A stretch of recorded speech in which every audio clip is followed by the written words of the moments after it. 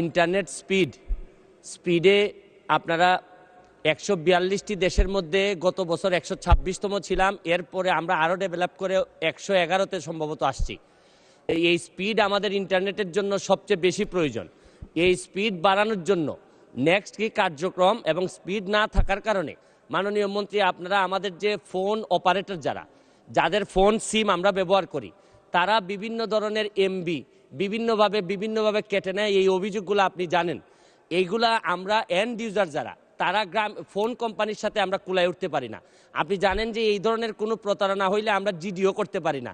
এই ব্যাপারে আমরা আপনারা সরকার থেকে আমাদেরকে প্রোটেকশন দেওয়ার জন্য আপনাদের কোনো এক্সপার্ট প্যানেল আছে কিনা এটা একটু জানতে চাই মাননীয় মন্ত্রী। 3টি বিষয়ের অবতারণা করেছেন, খুব গুরুত্বপূর্ণ।